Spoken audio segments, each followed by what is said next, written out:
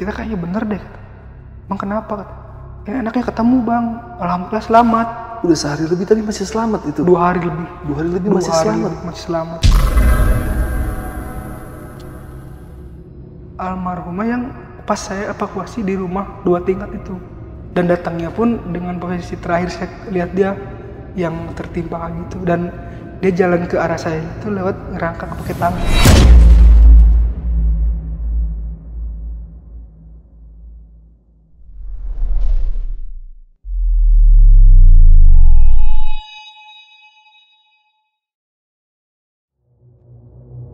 Assalamualaikum warahmatullahi wabarakatuh. Kembali lagi di Lentera Malam bareng gue Adit. Dan malam ini kita kedatangan tamu spesial, yaitu seorang anggota BRIMOB.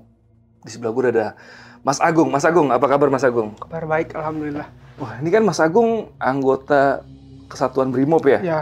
Tapi ini kan Mas Agung mau cerita tentang pas lagi Mas Agung ngesar di tragedi Cianjur kemarin. Ya. Itu maksudnya gimana tuh? Maksudnya anggota BRIMOB kok bisa ngesar atau gimana gitu? Sebenarnya BRIMOB tuh kan ada 2 bagian. Pertama gegana sama pelopor tuh. Ya gegana itu kayak yang one terror, terus J-bomnya, terus ada KBR juga, terus ada apa khusus di gegananya gitu loh. Terus yang keduanya pelopor. Pelopor ini dibagi juga.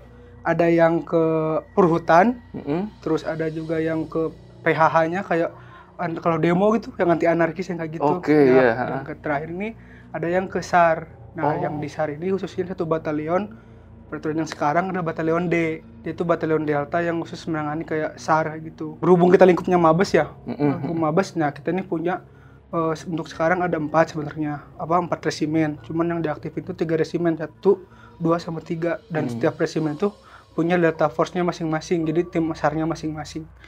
Kayak gitu. Agak rumit juga ya, saya agak lambat memahaminya nih. Cuman ya semoga kalau kalian agak bingung, kalian putar ulang lagi aja biar kalian bisa mendengar lagi penjelasan dari Mas Agung ini. Cuman ini aku sebelum cerita mau nanya-nanya dulu nih Mas Agung nih. Aku kan agak awam nih dengan dunia kepolisian atau militer atau segala macam lah. Boleh jelasin sedikit nggak sih BRIMOB itu sebenarnya apa sih Mas gitu? Jadi BRIMOB itu adalah pasukan khususnya polisi. Termasuknya masih Polri. Cuman di Polri itu kan ada yang reserse, ada yang intelnya kayak gitu. Nah, kita ini di polisi itu sebagai pasukan khususnya. Jadi dia yang bergerak di bidang-bidang khusus kayak misalkan penanganan terorisme. Terus kayak kemarin di Papua itu. Papua Merdeka nih. Papua Merdeka nih, kita yang diterjunkan ke sana. Nah, termasuk kita juga sebenarnya multi sih, BRIMOB itu bisa dipakai di kayak acara demo kayak gitu. Nah, kita kalau misalkan pengamanan di demo itu pasti polisi umum pertama tuh yang menangani pertama. Nanti kalau misalkan udah terjadi chaos, barulah BRIMOB yang turun terakhir itu. Pemukul terakhirnya lah kayak gitu. Iya, bantuannya dari BRIMOB nanti dari BRIMOB gitu. terakhirnya. Jadi kita kalau kata polisi itu ada kata lintas ganti kayak gitu. Nah, kita berarti yang BRIMOB ini yang lintas ganti itu yang pemukul terakhir itulah. Kalau kondisi udah nggak memungkinkan atau udah chaos, kan? Itu tugasnya BRIMOB untuk turun ke sana. Tapi berarti kalau untuk kali ini Mas Agung mau cerita tentang pengalaman ya? Ya, pengalaman. Ketika lagi ngesar lah ya di tragedi Cianjur kemarin. Itu berapa lama waktu itu Mas Agung di sana? Sampai 10 hari. 10 hari. Ya, terus kemarin kita berangkat tuh ada 3 tim, dari batalion D. Tim 1, tim 2, sama tim 3. Dan kebetulan saya ini masuknya tim 2. Tim 2? Itu berapa orang sih kira-kira? Setiap timnya ada beda-beda sih. Tim 1 ada 22 orang, tim 2 21 orang, dan tim 3 21 orang. Sekitar 60-an lebih ya? 60 lebih. Oke. Jadi buat kalian yang penasaran sama cerita Mas Agung selama menjadi relawan atau SAR ketika tragedi Cianjur kemarin di Cianjur, simak terus podcast ini sampai habis, jangan ada skip, cukup skip ilahnya aja. Tapi sebelum itu gue mau infoin dulu nih buat kalian yang pengen jadi narasumber seperti Mas Agung yang ada di sebelah gue, kalian bisa langsung aja DM ke Instagram Lentera Malam, itu ada di lenteramalam.id. Dan jangan lupa juga mampir ke anak channelnya Lentera Malam, itu namanya Telusur. Jangan lupa mampir ke Telusur ya. Oke, Mas Agung udah siap nih buat cerita malam ini? Oke, gak usah lama-lama lagi. Sebelum mendengar ceritanya, kalian tonton dulu intronya.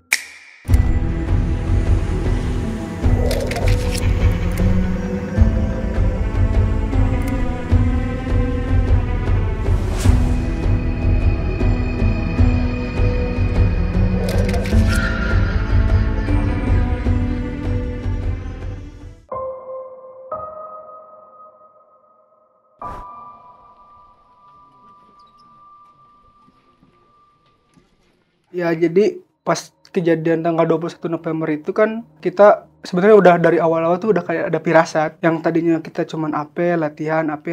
Nah pas di 2 hari sebelum kejadian itu kita kayak bener-bener beda gitu hawanya, jadi lebih serba gesit aja gitu kan. Terus dari komandan pun ada instruksi karena waktu itu kan musim hujan tuh. Katanya untuk peralatan disiagakan, tapi yang paling diutamakan itu siaga SAR air kayak perahu, terus mesinnya, terus dayung kayak gitu sama pelampung.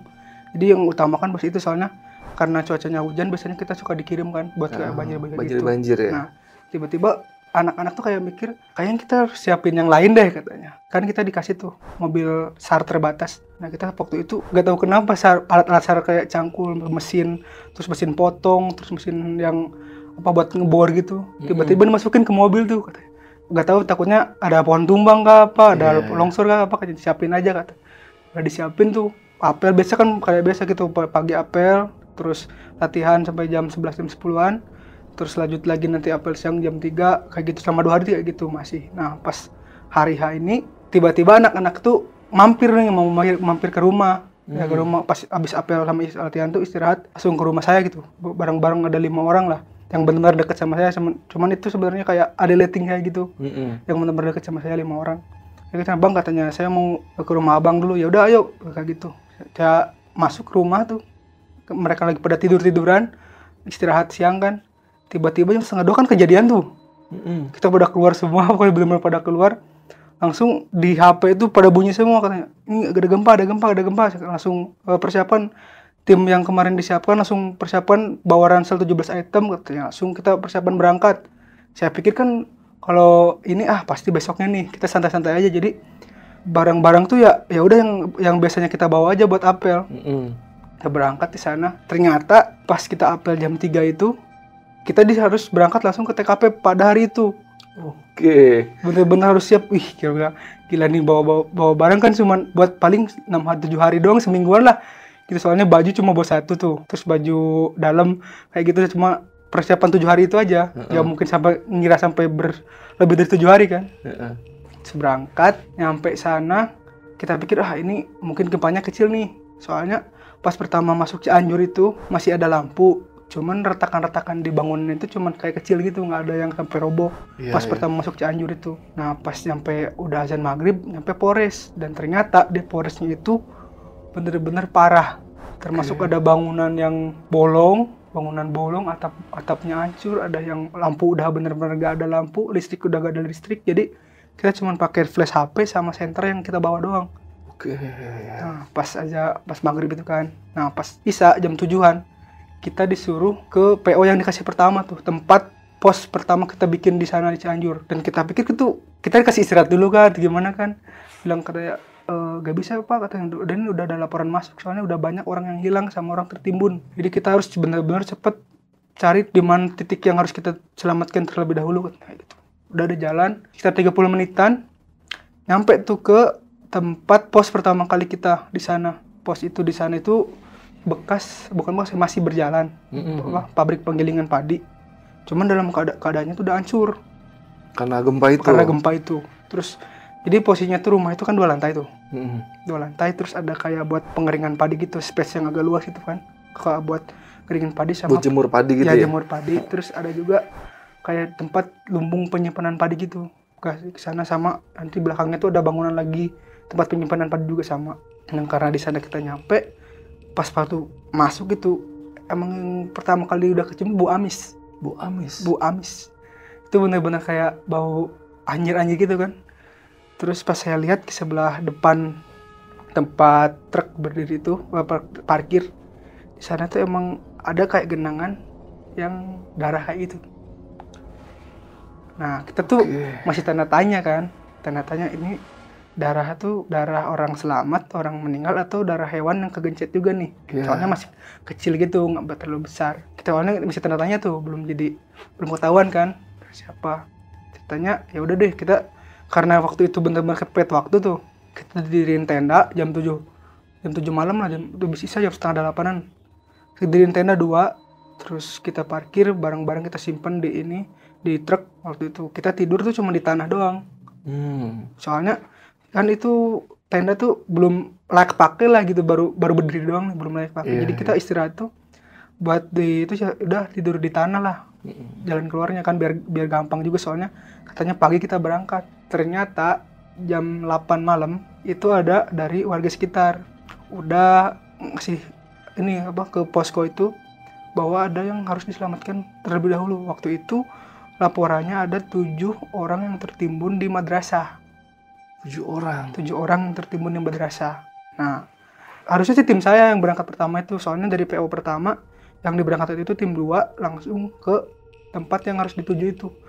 Kalau jarak dari posko ke sana sekitar 5 km 10 kilometeran lah. Kalau jarak tempuhnya karena kita kan jalan tuh.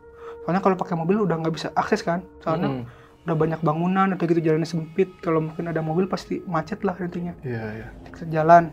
Karena waktu itu bener-bener wajib kan didatengin ke sana. Yang dikirim pertama itu justru tim 1 sama tim 3 ke madrasah itu. Dan kita waktu itu disuruh istirahat di sana.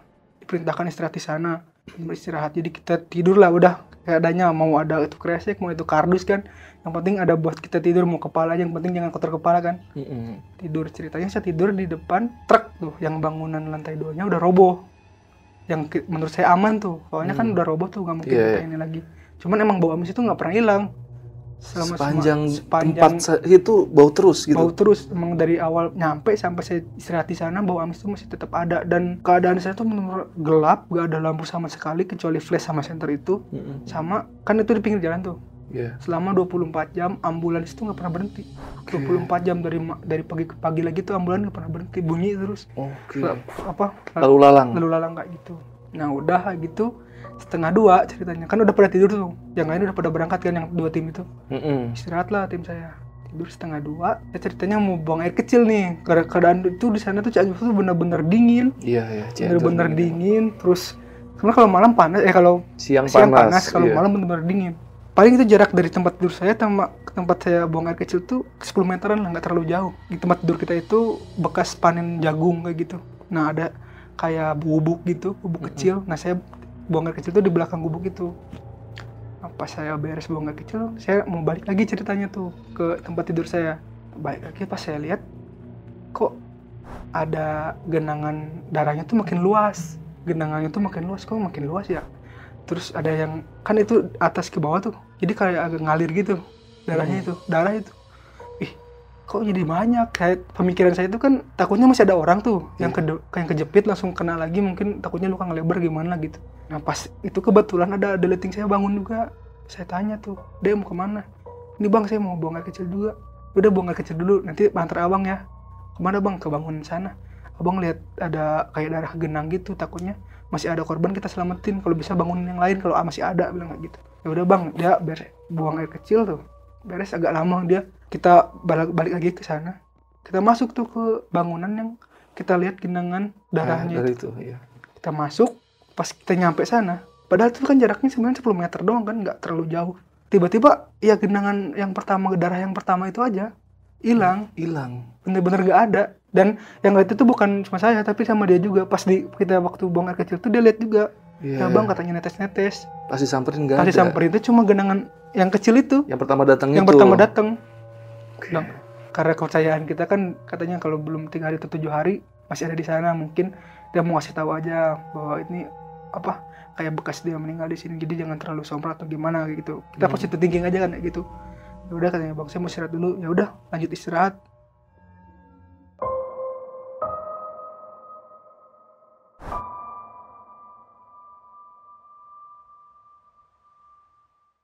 Nah cerita udah tuh beres tuh sampai jam 5 pagi lah. 5 pagi kita dibangunin, kita apel pemberangkatan untuk ke Aplos yang berangkat tim yang malam itu berangkat. Oh, gantian nih. Gantian ceritanya. Sama yang 1-3 ya? Iya, 1-3. Nah itu tuh diapelin berangkat. Ya karena emang pas kita kesana juga emang jauh, jadi sebenarnya kampung yang kita mau selamatin itu dibilang kedua paling ujung lah. Jadi kita ngelewatin dulu 4 kampung, baru kita bisa dapat kampung itu. Dan itu pun kampung, sawah, sama hutan. Kampung, sawah, hutan, kampung, sawah, hutan. Jadi kita benar-benar jalan tuh jauh, terus makan waktu lama lah. Nyampe sana tuh jam 6, setengah 7-an. Kita nyampe di madrasah. Dan di madrasah itu orang yang semalam ke sana tuh udah ketemu 2 mayat sama 1 orang imam yang selamat dari gencetan, dia sembunyi katanya di mimbar. Oke. Di madrasah itu. Nah, dia tuh lagi dievakuasi tuh. Terus katanya, saya kan penasaran tuh, tanya sama orang yang nyelamatinnya. Kebetulan tuh dari orang tim 1. Dia yang nemuin semalam itu 2 orang itu dia sendiri. Kan dia yang paling giat lah gitu.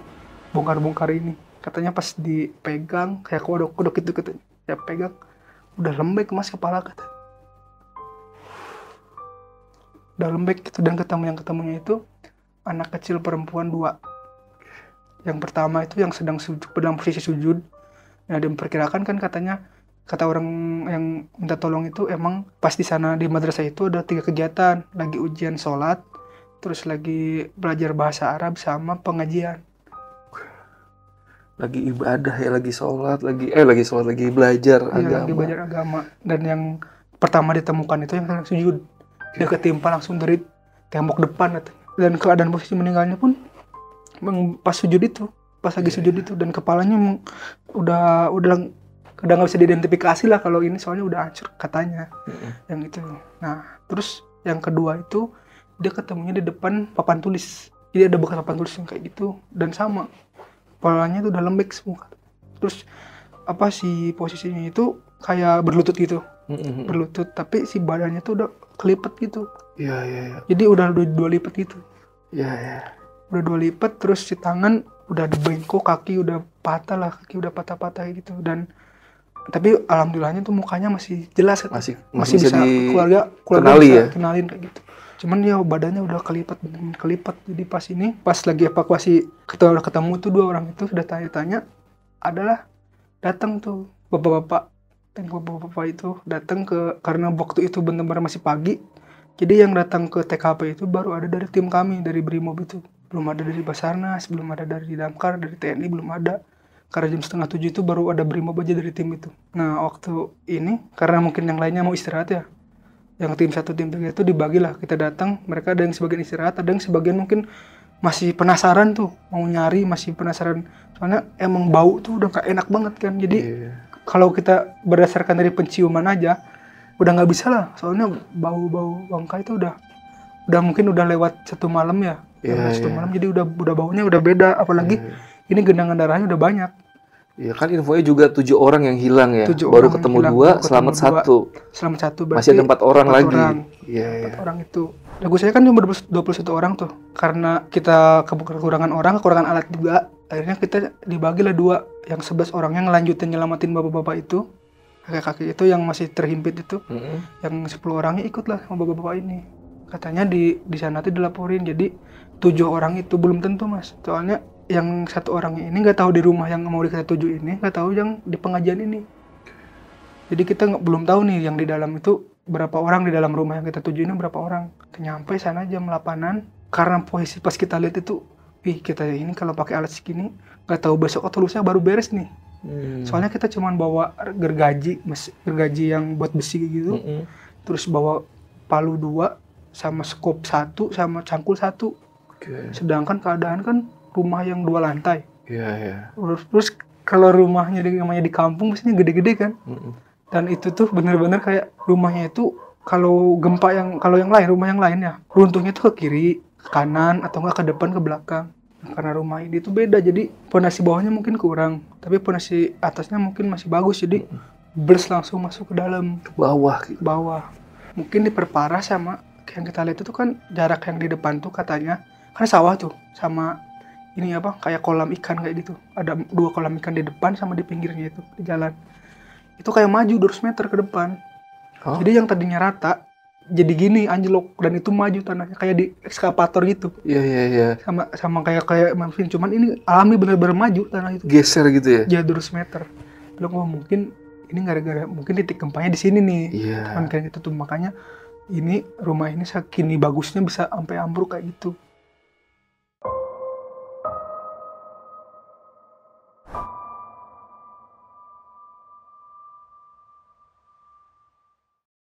Masih sama tuh, dengan penciuman yang sama, yang bau. Terus udah lewat 1 hari 1 malam kan, udah makin bau. Waktu itu 10 orang itu langsung kita naik tuh ke rumah itu, terus kita tanya tuh sama bapak-bapak yang bawa kita ke sana itu, Pak, kebiasaan ketiga orang ini, bilang biasanya di mana? Karena kita kan nggak tahu tuh, awam tuh, jadi kita berusaha nyari kebiasaan mereka lah, biar takutnya kalau jam segini kan bisa di mana biar kalau kita bongkar semua kan itu pasti lusa tuh. Iya, PR banget lah. PR banget lah pokoknya. Soalnya udah gitu tuh pondasinya kuat banget lagi.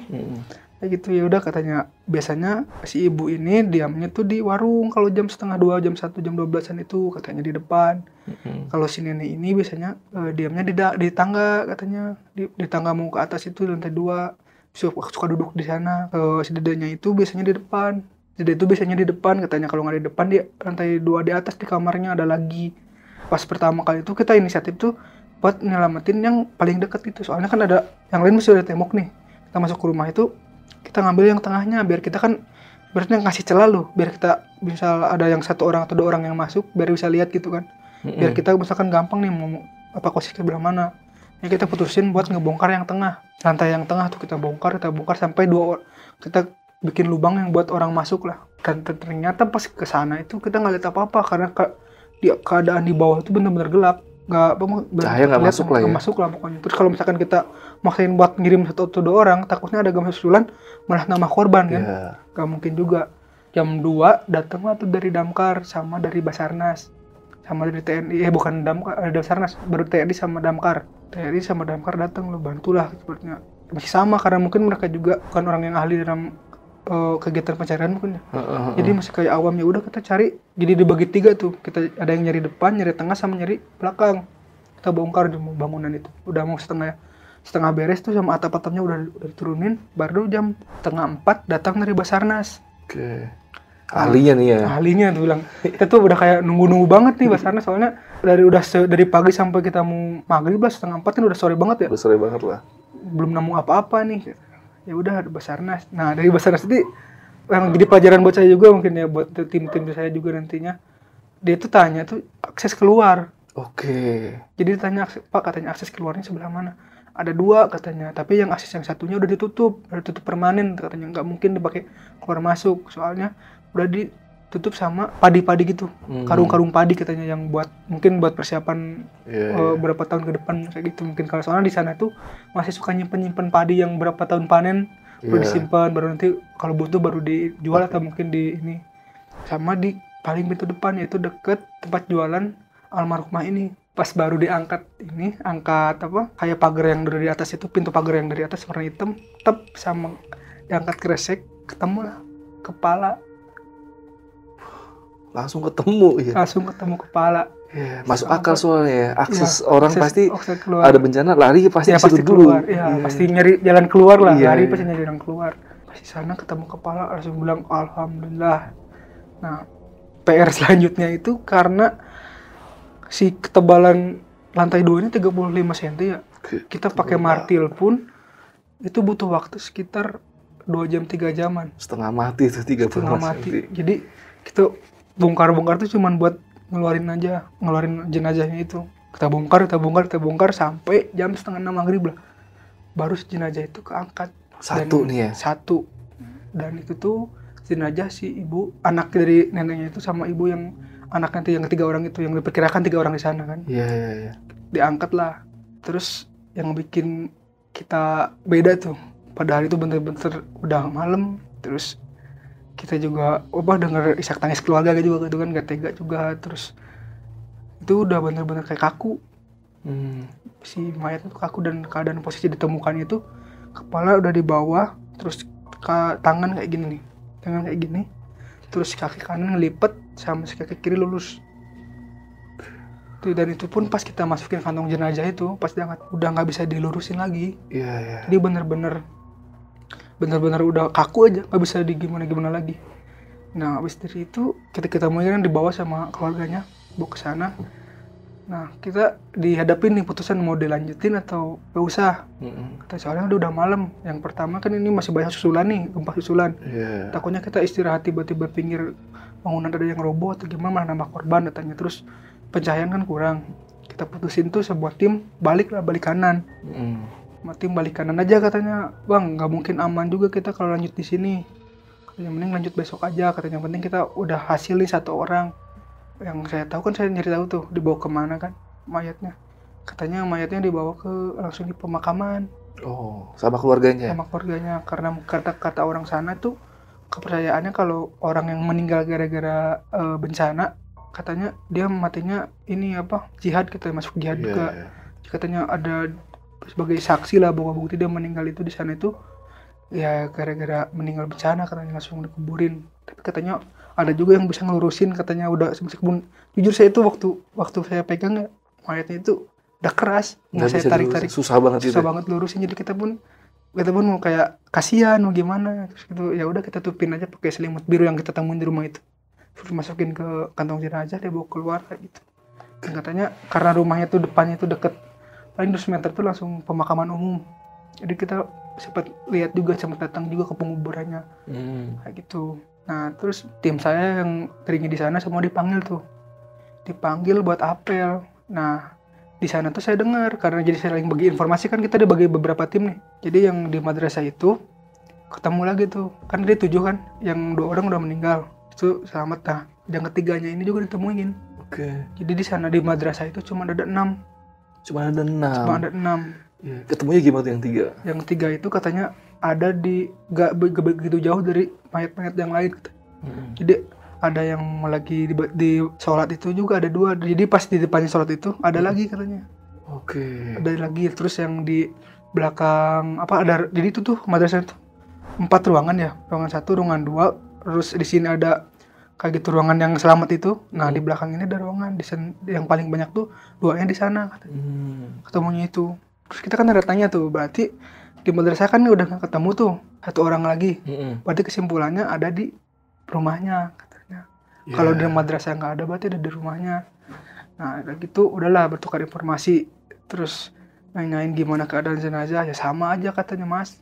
Dari jenazah ya gak ada yang bagus lah katanya. Kalau namanya udah ketimpa gitu. Udah ada 1 hari 1 malam kan. Udah mau 2 hari juga katanya, udah mau malam ini kita. Ya pasti ini, dan masih hal yang sama, kecium, pokoknya bau itu masih ada, benar-benar masih ada, masih pas kita mau pulang ke posko pun masih ada.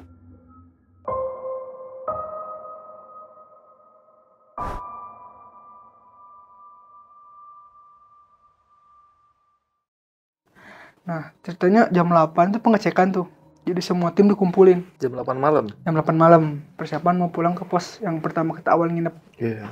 Ada 3 tim tuh dikumpulin, ada yang nggak lengkap timnya, jadi kita diputusin buat nungguin. Nah karena saya tuh iseng lah sama senior saya yang lain, bilang kita tunggu di depan aja, Emang kenapa? Ini kalau nunggu yang lain kayaknya masih lama deh, kita tunggu di depan. Saya 7 orang tuh, sama senior saya, sama lighting saya, sama ada Bintara lagi, 7 orang. Nah duduk tuh di rumah yang agak kokoh lah gitu, jadi kalau ada susulan pun kita nggak terlalu khawatir. Nah pas kita istirahat sambil nunggu yang lain di belakang, saya lihat tuh kan 3 orang nih yang paling dekat duduk sama saya. Ini kan jalan gede, ini bangunan, ada jalan lagi gang kayak gitu. Kita lihat di depan tuh kayak ada yang mainin ini senter 6 kali, nyala mati 6 kali tuh. Terus kayak kami pikir tuh kayak sinyal gitu, takutnya ada yang minta tolong kan.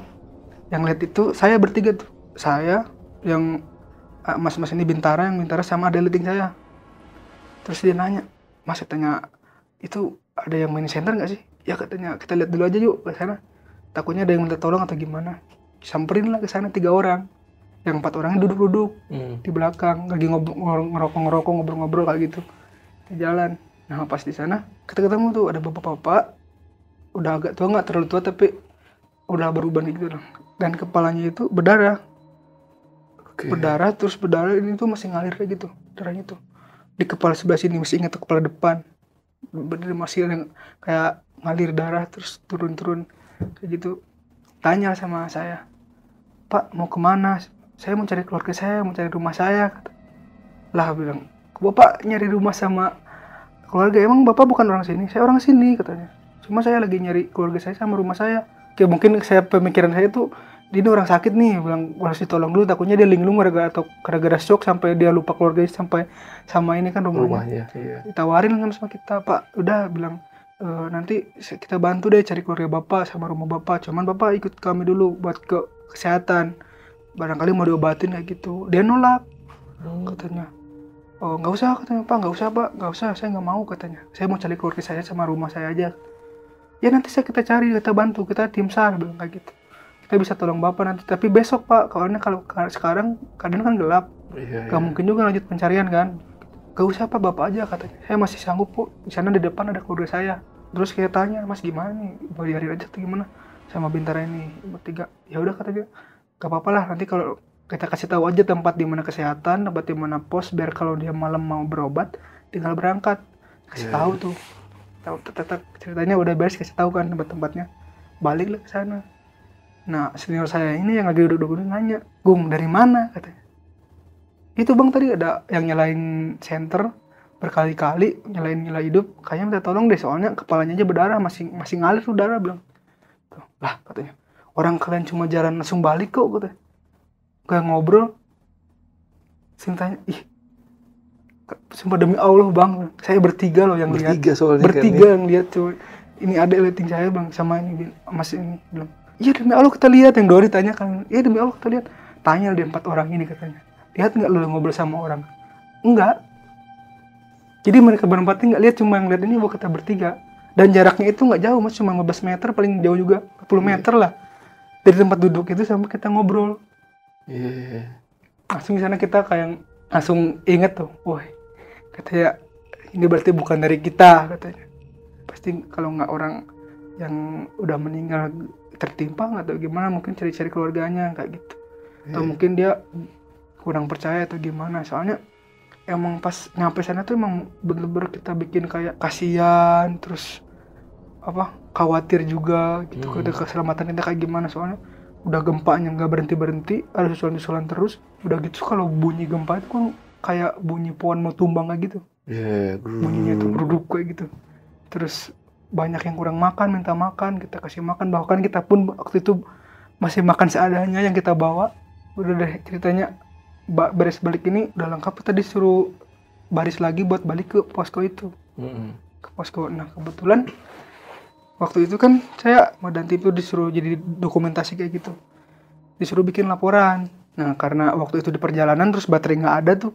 Listrik kan nggak ada juga. Powerbank kan adanya, saya bawa powerbank tuh di posko pertama.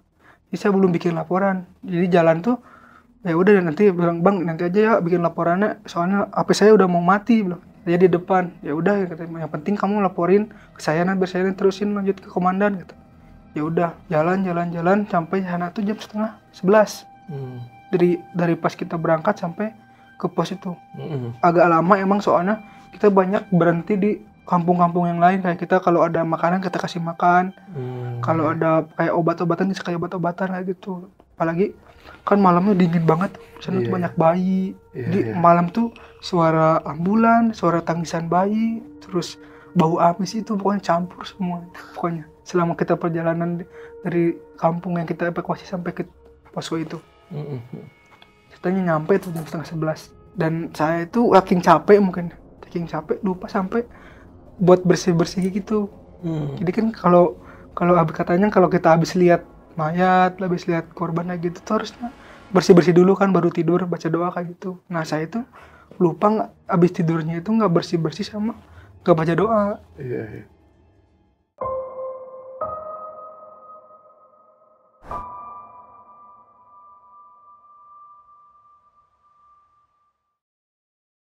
Karena bener-bener capek langsung tidur jam 11:30. Jam 1:30 saya dibangun itu karena mimpi. Ngigo gitu? Nggak, mimpi.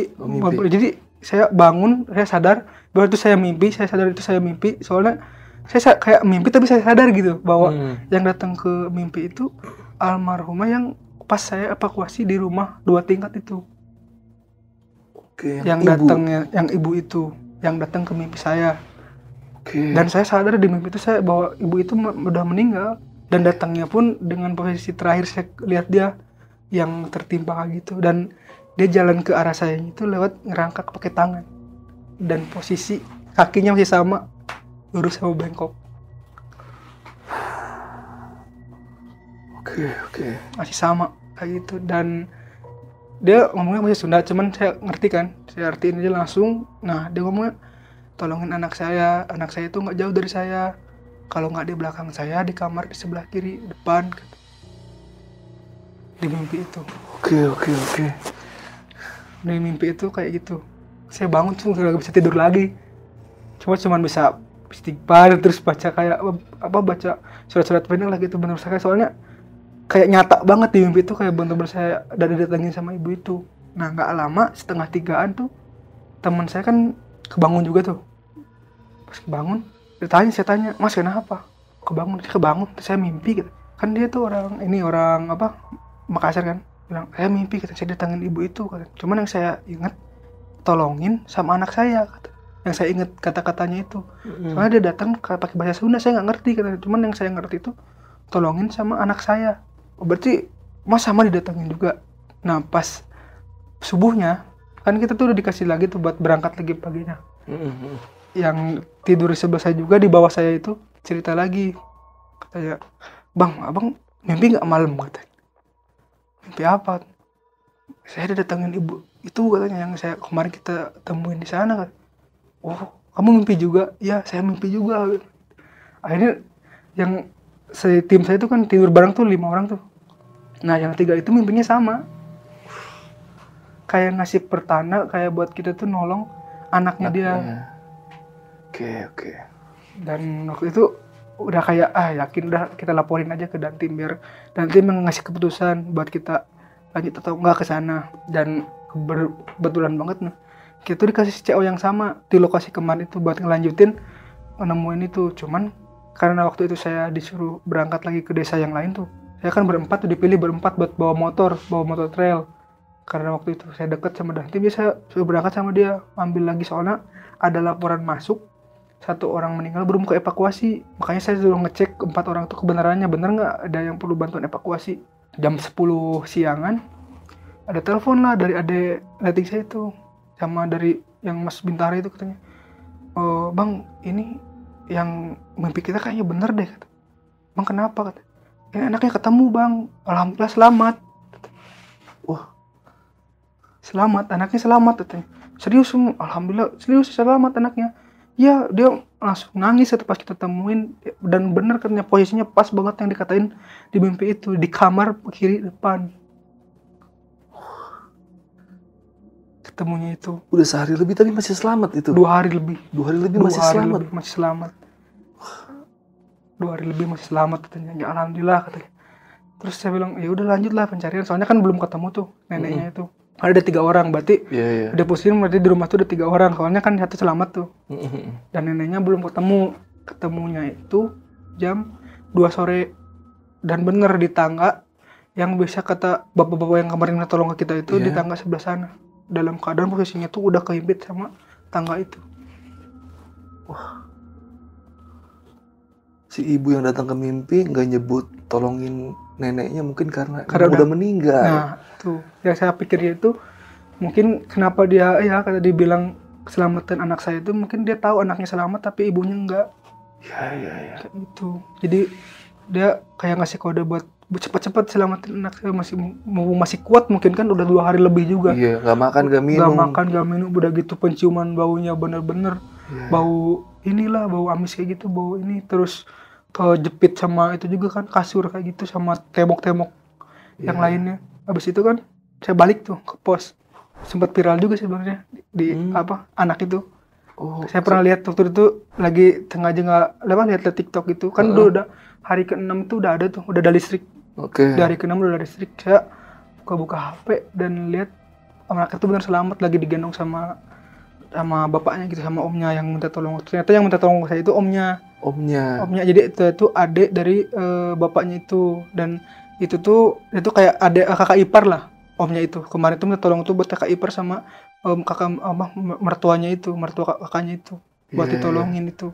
Dia ditemukannya di kamar kiri depan. Ya. Itu kan di lantai bawah ya? Iya, lantai bawah. Itu dia bisa selamat itu gimana?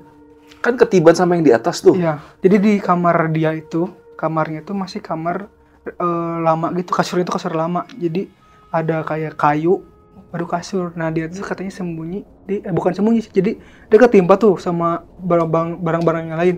Kayak lemari kayak gitu. Nah, si kasurnya itu si Dipani itu roboh ke bawah. Nah, jadi dia turun sama kasurnya, sama dipannya. Jadi yang nyelamatnya itu sangga-sanggaan kayu-kayu dipan itu. Oke, ya. Dia amblas ke bawah Amblas gitu ke ya. bawah. Cuman yang itu nibannya di samping-sampingnya, Nah, dipan ya, sampingnya kayak itu gitu. ya. Wah, bisa gitu ya. Dan yang pas pertama kali ditemukan itu cuma kakinya. Pertama nggak ada yang nyangka bahwa itu dia masih hidup. Soalnya pas dipanggil juga katanya nggak ada suara, nggak ada kayak tangisan, nggak ada. Cuman pas tembok diangkat, barang-barang lemari diangkat, ternyata dia langsung nangis. Dan langsung dijemput sama orang tuanya itu. Kebetulan waktu itu orang tua yang laki-lakinya masih selamat kan, soalnya lagi kerja di luar kota. Dia pulang ke sana itu langsung meluk anaknya, langsung dibawa ke atas. Katanya itu umur berapa kira-kira anaknya? Usia 8-7 tahunan lah. Oke, iya. Masih usia 7-8 tahun. Belum yang cukup besar lah ya. Gitu. Nah, terus karena waktu itu di pos ketemu lagi sama omnya, saya kan penasaran tuh. Sama kayak ada unek-unek banget itu. Soalnya saya pernah dimimpiin, terus alhamdulillah ternyata anaknya masih selamat. Ceritalah sama omnya itu ketemu tuh. Saya bilang, "Pak, saya mau cerita, ada yang masih ceritain." Apa katanya? Pas sebelum penemuan anak itu, Pak, saya tuh dimimpiin sebelumnya sama almarhumah. Dan yang dimimpi itu bukan cuma saya, ada 3 teman saya yang lain yang dimimpiin. Ya, oh iya katanya, sebenarnya keluarga juga dimimpiin. Mimpinya kayak gimana pas saya tanya lagi kan. Dan ternyata mimpinya sama. Jadi ibu itu datang minta diselamatin anaknya secepatnya katanya.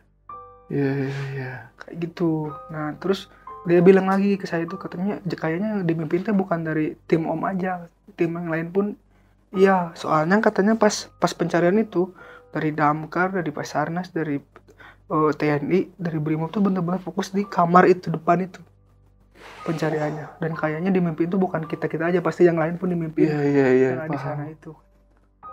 Sampai diarahin kamarnya yang mana ya. Makanya banyak yang ngumpul di situ. Iya.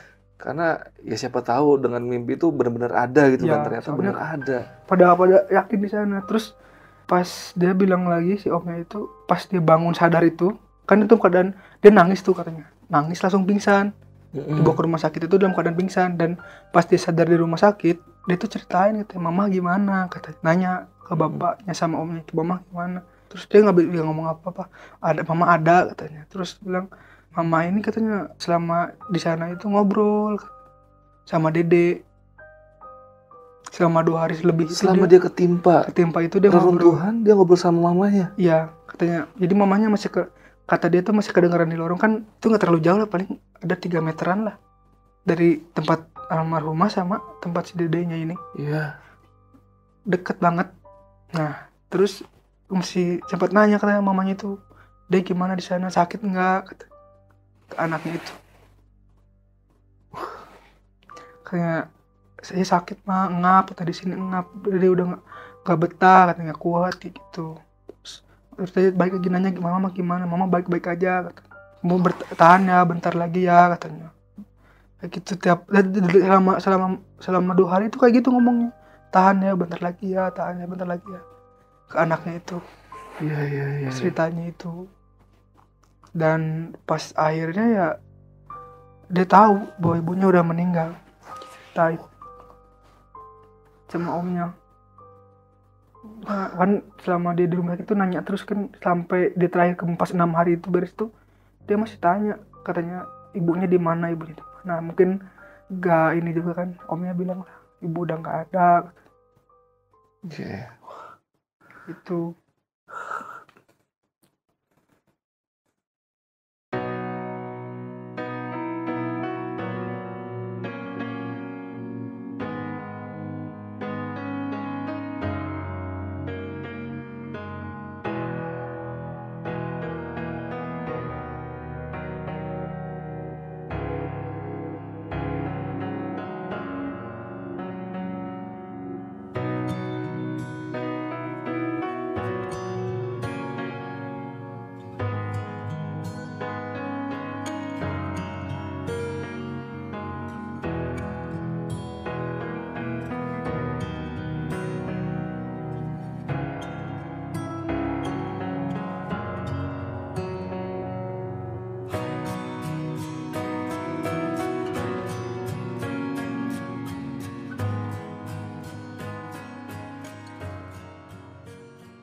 Oke, Mas Agung nih sebelum gua ngelanjutin untuk tanya-tanya tentang cerita lu, ya kita sama-sama berdoa lah. Ya, Semoga para korban tragedi gempa bumi di Cianjur semua diterima di sisinya dan dapat amin. tempat terbaik di sisinya.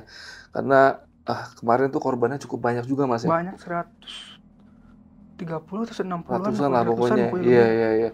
Dan semoga semua diterima di sisinya karena seperti Mas Agung tadi bilang di awal kalau orang meninggal dalam kondisi bencana alam Iya, itu biasanya mati jihad atau mati jihad syahid gitu syahid ya. lagi. Jadi udah pasti dapat tempat yang terbaik lah. Ya udah, kita lanjut lagi ke cerita lagi nih Mas Agung ya. Ini gue penasaran banget nih yang paling menarik nih yang tentang si anak kecil yang ditemukan itu, Gung. Iya. Kan pas masuk ke mimpi lu itu, Iya. si ibu kan datang dengan kondisi yang sama seperti yang lu Terakhir temukan. ketemu, ya. Dengan kondisi yang seperti ini dan merangkak ke arah lu gitu. Iya. Lu sempet nanya nggak sih ke teman-teman lu atau orang-orang yang lainnya di mimpinya dengan kondisi yang sama nggak ibunya datang seperti Nah, itu enggak sih. Soalnya kemarin tuh kepikirannya tuh kayak mimpinya kayak gimana aja. Karena mungkin dulu tuh dalam keadaan yang mana ya, bener-bener kita tuh di sana tuh fisik sama mental bener-bener dipertaruhin gitu lah. Soalnya udah lihat keadaannya kayak gitu, terus yang kita cium tuh cuman bau-bau doang kayak gitu kan, bau yang sama tiap hari kita ketemu. Terus lihat orang yang nangis, anak kecil bayi yang malam-malam nangis terus kelaparan kayak gitu. Jadi yang kepikiran tuh ya udah kita tolongin aja, yang penting kita ikhlas kayak gitu. Soalnya kalau ngomong hal-hal yang mistis, rekan-rekan yang lain pun masih banyak gitu, termasuk termasuk saya itu. Cuman saya nggak bisa, dulu tuh nggak kepikiran nanya gimana posisinya, cuman nanya apa yang dia katain kayak gitu. Iya. Dan semuanya sama, menunjukkan kamar yang depan kiri itu. Kiri sama, pokoknya dia bilang tuh kalau nggak di belakang saya, di depan kamar, kiri kamar atas katanya, depan gitu. Kiri kamar depan kayak gitu. Dan kondisinya itu pas dibawa kan akhirnya dibawa ke rumah sakit ya. Itu ada yang patah atau enggak gitu kondisi tubuhnya si Adi itu? Kalau patah nggak ada kayaknya. Soalnya waktu yang pas saya tanyain kemarin itu gimana sih kondisinya kan, sama rekan-rekan yang benar-benar mengevakuasi orang itu, saya nggak ada di sana kan. Cuma dapat kabar aja. Katanya posisinya sih sehat katanya, cuman ya kotor aja katanya, sama dia di mulut itu banyak debu kayak gitu kata. Jadi mungkin kenapa dia selama itu nggak bisa teriak, dia mungkin dengar, tapi nggak bisa teriak itu karena mungkin di tenggorokannya udah gitu kesumbat sama debu-debu sama tanah-tanah itu mungkin. Tangan nggak bisa begini juga Ya, gitu soalnya ya. kan itu kayak ketemu tuh keadaannya kayak gini katanya. Kejepit Lurus semua gitu ya. Semua. Jadi keadaan tidur, Iya, teman-teman gini. keadaan tidur ya kayak gitu. Jadi benar-benar kejepitnya nggak bisa buat kemana-mana lagi. Iya. Udah kayak gitu aja. Wah. Dan itu hari keberapa sih tadi gue lupa, agak skip itu ketemu si Adi itu hari ketiga. Hari ketiga lu di sana. Hari ketiga di sana. Dan lu masih ada 7 hari lagi di sana. 7 hari lagi di sana. Itu kira-kira lu ngevakuasi berapa jenazah yang lu inget nih, berapa jenazah? Kalau saya pribadi, Lu dan tim lu gitu? Kalau tim saya lebih dari 5 tambah 3, 8 tambah yang terakhir waktu itu 9 berarti. Tim 9. saya 9. Banyak Tapi juga beda. ya. Satu tim itu kan beda tempat tuh, jadi kebersamaan gitu. Iya, karena dipencar-pencar ya. Lu pun tadi sempat ditugasin kemana gitu, makanya lu nggak bisa ke tempat yang si anak kecil itu ditemukan ya. Iya. Dan itu lu kenapa cuma 10 hari? Apa emang udah mereda atau gimana waktu itu? Waktu itu sebenarnya masih ada susulan ke gempa-gempa kecil aja gitu. Terus malam subuh ada, cuman kita kayak di-upload itu. Oh. Jadi kita datang lagi tim yang lain gitu ke sana. Oh, tukeran lagi gitu. Iya. Berarti udah terjawab juga ya. Lu anggota Brimob tapi kenapa ikut ngesar? Karena memang di bagian Brimob itu ada bagian yang ngesarnya. Ada bagian gitulah sekarang.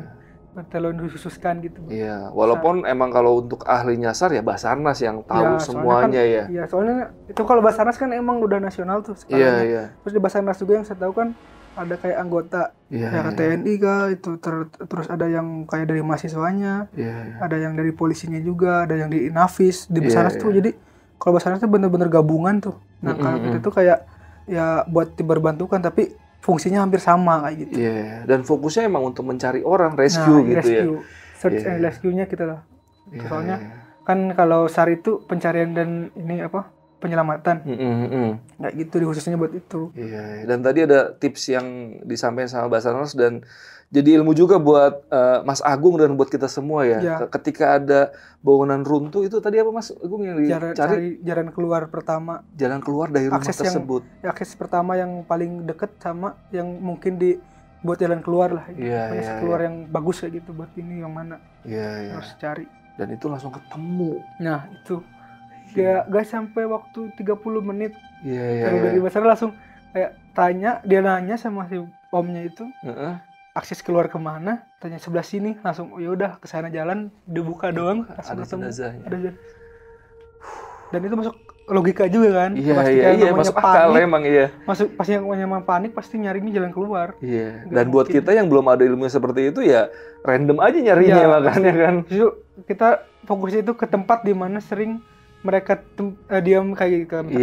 Biasanya dia nonton TV di tengah rumah kayak gitu, pasti kita jadi ke sana. Karena pikiran kita tuh siapa sih yang nyangka bakal ada terjadi gempa? Pasti kejadian itu biasanya kita nanya tuh kebiasaannya jam segini di mana kayak gitu. Iya. Tapi kalau yang nenek-nenek sih bener sih, pas ya posisinya. Ya. Karena mungkin dia juga nggak sempat untuk menyelamatkan diri si nenek-nenek itu ya. Wah, oke deh. Thank you banget nih Mas Agung udah share pengalaman mistisnya dan rescue-nya ketika jadi SAR ya ke tragedi Cianjur ini. Buat kalian yang pengen kenal lebih dekat lagi sama Mas Agung, boleh kali minta Instagramnya Mas Agung ya? Iya, boleh. Boleh Instagram di mana Mas Agung? Instagramnya @agungtri. @agungtri. Ya. Tapi buat para wedo-wedo perempuan sayang sekali karena Mas Agung ini udah menikah dan baru lahir anak pertama. Ya. Selamat Mas Agung ya. Terima kasih. Perempuan ya? Perempuan. Oke, harus jaga baik-baik ya. Iya. Terus laki-laki PR banyak kalau perempuan ya. Oke, Mas Agung sekali lagi makasih banget nih udah mampir ke Lentera Malam, nyempetin waktunya padahal anaknya baru lahir beberapa minggu Pak. 2 minggu. 2 minggu yang lalu ya. Nyempetin untuk mampir ke Lentera Malam untuk berbagi cerita pengalamannya ketika dia bertugas di Cianjur. Oke, sekali lagi makasih Mas Agung. Ya. Gua di Lentera Malam dan Mas Agung izin pamit.